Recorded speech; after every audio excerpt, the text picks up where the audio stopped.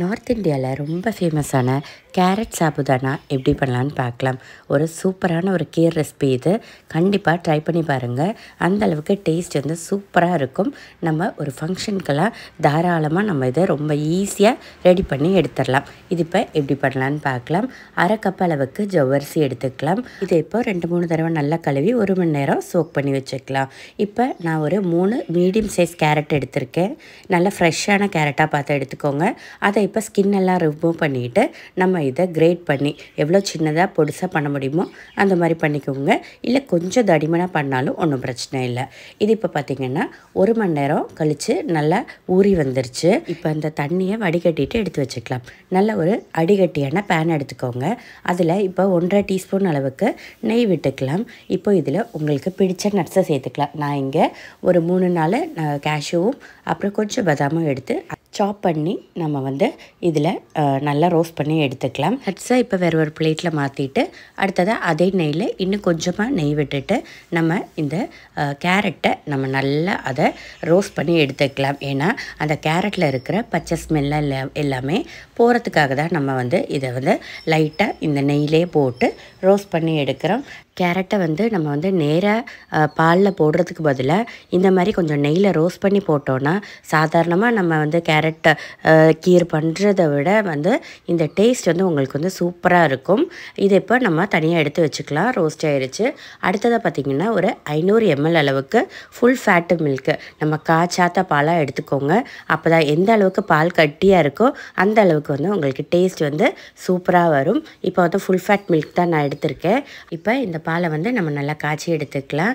இதை வந்து இடையில பாலை இந்த மாதிரி மிக்ஸ் பண்ணி விட்டுக்கிட்டே இருங்க, இல்லாட்டி அடிப்பிடிக்க ஆரம்பிச்சிடும். அடுத்ததாக இப்போ பார்த்திங்கன்னா நம்ம ஒரு 250 கிராம் அளவுக்கு சர்க்கரை எடுத்துக்கலாம். அதை நம்ம இப்போ ஒரு 5 table spoon 4 to 5 table spoon வரை தண்ணி ஊற்றிட்டு நம்ம இதை கொதிக்க விட்டு அதை மெல்ட் பண்ணி வச்சுக்கலாம். இந்த சர்க்கரையில் பார்த்திங்கன்னா கொஞ்சம் அழுக்கெல்லாமே இருக்கும். அதெல்லாம் நம்ம இந்த மாதிரி உருக்கி எடுத்தோம்னா நம்ம வந்து அழுக்கு இல்லாமல் நம்ம சேர்த்துக்கலாம். இது இப்போ மெல்ட் ஆயிடுச்சு, எடுத்து வச்சுக்கலாம்.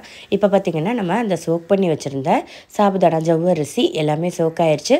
அதில் இருக்கிற தண்ணி எல்லாமே நம்ம வந்து எடுத்து ரிமூவ் பண்ணிவிட்டு இப்போ நம்ம இந்த பால் கூட சேர்த்து ஒரு 7 to 8 நிமிஷம் வரை ஒரு மீடியம் ஃப்ளேமில் வச்சு குக் பண்ணி எடுக்கலாம். அப்போ வந்து பார்த்திங்கன்னா உங்களுக்கு வந்து இந்த பாலுமே நல்லா திக்காய் வரும். அந்த ஜவ்வரிசி எல்லாமே நல்லா சூப்பராக வெந்து வந்துடும். இப்போ ஒரு 7 to 8 நிமிஷத்துக்கு அப்புறமேட்டு நம்ம அந்த நெய்யில் ரோஸ்ட் பண்ணி வச்சுருந்த கேரட்டை கூட சேர்த்துக்கலாம். இது இப்போ எல்லாமே 3மே சேர்த்து நல்லா வெந்து வரட்டும். அந்த கேரட்டில் இருக்கிற ஃப்ளேவர் எல்லாமே நம்ம இந்த பால் ஜவ்வரிசி கூட நல்லா சேர்ந்து அந்த கலருமே அந்த அளவுக்கு சூப்பராக வரும். இப்போ பார்த்திங்கன்னா மீடியம் டு லோ ஃப்ளேமில் வச்சு ஒரு 10 நிமிஷம் வேக வச்சப்போ பார்த்திங்கன்னா அந்த கேரட்டோட கலர்லாம் சூப்பராக இறங்கி வந்துருச்சு. இப்போ அது கூட நம்ம ரோஸ்ட் பண்ணி வச்சுருந்த நட்ஸை சேர்த்துக்கலாம். அது கூட இப்போ ஒரு 1/4 டீஸ்பூன் அளவுக்கு மட்டும் நம்ம ஏலக்காய் தூள் சேர்த்துக்கலாம். இல்லை உங்ககிட்ட ஃபுல் ஏலக்காய் இருந்துச்சுன்னா ஒரு 1 to 2 ஏலக்காய் சேர்த்துக்கோங்க. அந்த அளவுக்கு போதும். ரொம்ப ஏலக்காயோட ஃப்ளேவர் வேணாம். ஏன்னா நம்மளுக்கு வந்து இந்த கேரட்டோட ஃப்ளேவர் தான் என்ஹான்ஸ் பண்ணி இருக்கணும். அப்போ தான் இது வந்து குடிக்கிறதுக்கு சூப்பராக இருக்கும். இப்போ இந்த பால் ஜவ்வரிசி கேரட்டு எல்லாமே நல்லா மிக்ஸ் ஆகி வந்துருச்சு. நம்ம சர்க்கரை வந்து இதுவரை சேர்க்கலை. சர்க்கரை வந்து இப்போ சேர்க்கக்கூடாது. ஏன்னா நம்ம வந்து பசும்பால் ஊற்றி இருக்கிறதுனால சர்க்கரை டைரெக்டாக நம்ம கொதிச்சிட்ருக்கப்போ நீங்கள் வந்து சேர்த்திங்கன்னா உங்களுக்கு வந்து அந்த பாலும் சர்க்கரையும் சேர்கிறப்ப பிரிஞ்சு போயிடும். அதனால் சர்க்கரை இப்போ சேர்க்கக்கூடாது. இது இப்போ நான் ஃப்ளேம் ஆஃப் பண்ணிட்டேன். இப்போ வந்து ஒரு ரூம் டெம்பரேச்சர் அளவுக்கு வரட்டும். அப்போ வந்து நம்ம வந்து சர்க்கரையை சேர்த்துக்கலாம். அதே மாதிரி சர்க்கரையுமே சூடாக சேர்க்கக்கூடாது.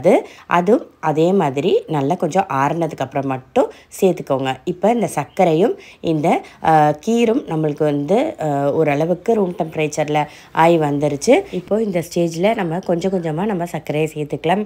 உங்களுக்கு வந்து நல்லா இனிப்பு வேணும்னு தோணிச்சுன்னா நீங்கள் வந்து 300 கிராம் அளவுக்கிட்ட நீங்கள் வந்து சர்க்கரை சேர்த்துக்கலாம். அது வந்து நம்ம இஷ்டம்தான். இப்போ வந்து கொஞ்சம் கொஞ்சமாக இந்த சர்க்கரையை மிக்ஸ் பண்ணிக்கோங்க.